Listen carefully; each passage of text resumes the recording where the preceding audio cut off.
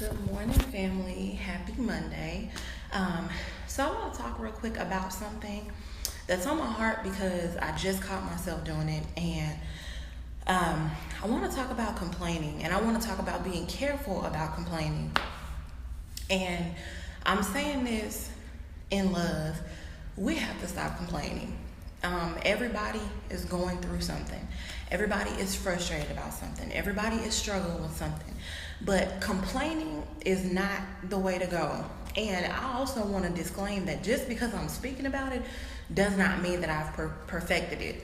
I was sitting at my desk and I was irritated, and I was like, we complain about everything. We complain about it being Monday, and then we complain about it being Wednesday, and then we complain about it being Sunday because tomorrow we got to get back up and go back to work and it's Monday.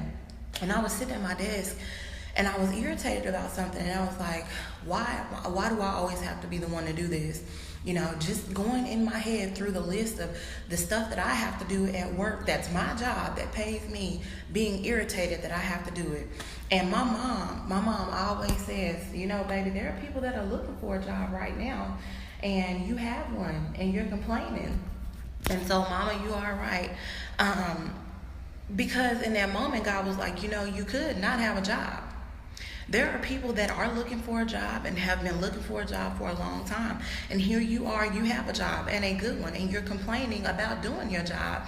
And it was like, man, Lord, I'm sorry, because my fear of the Lord is strong.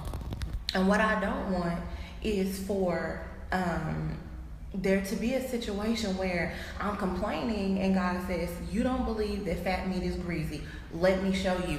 And that's what we do. We always look at where we are and we complain about that, never thinking or understanding that it could be so much worse. Where you are right now could be so much worse. There are people that are worse off than you. And so we have to be careful about our complaining, because we have to realize that if you continue to complain and not be grateful for what God is doing for you, you could very well fall into a situation that is worse than where you are.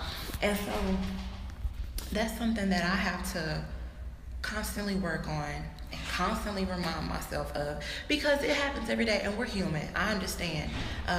We sometimes don't even realize we're complaining because we're so used to and accustomed to complaining and griping and whining and moaning and grumbling. And God is like, I'm still taking care of you though.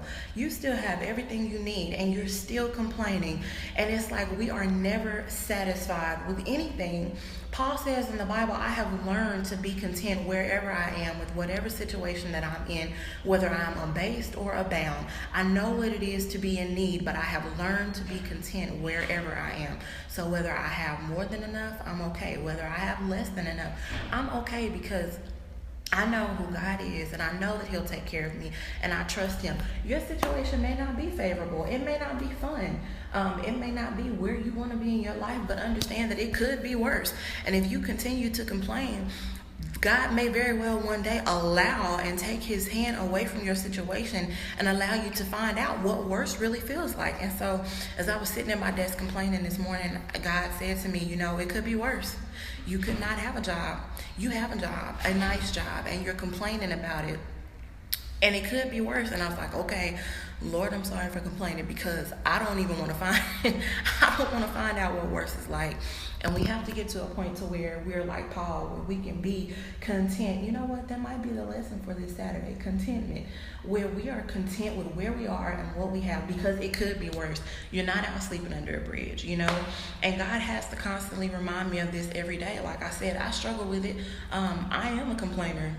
And that's something that I've had to come to grips with as I have began my walk and my relationship with God. It's not fun when God puts a mirror in front of your face and shows you your areas of iniquity and the things that you need to grow in, and your mindsets that need to change, and your characteristics and the character that you lack. It is not fun finding that out, but I wanted to encourage someone today. If you're going through life complaining, it's time to stop, because it could always be worse, and you don't want to find out what worse is. So be grateful to God for what you have. Know that he is taking care of you, and what you have is just enough, even if it doesn't feel like enough. And be like Paul, learn to be content with where you are, because it could be worse. We look around, I live in Dallas, and I look around every day at the people who have to stand on the corner just to try to get money to eat. We hear stories on the news about the people that were sleeping under the bridge in Dallas, and you hear those things, and in that moment you're like, man, God, thank you for everything I have. And then you get to your job, your good job, and you complain about it being a Monday and it being busy and what you have to do, forgetting that you just saw a news story about people that don't even have a place to stay, people that don't even have a job. And so as I was sitting at my desk complaining and getting irritated about it being Monday and what I was having to do, God was like, it could be worse. And you're complaining about the very thing that you used to pray about. So I wanted to share that, guys. We have to stop complaining. Like I said, don't think that just because I'm talking about it that I've perfected it. I haven't. Complaining is a daily struggle. I moan and groan without words. In my spirit, I complain. And the Bible calls that grieving the Holy Spirit, when you're complaining in your spirit. So we have to all work on that, and we have to encourage and uplift one another, and we have to be grateful for where we are, what we have, and how God is taking care of us in this season.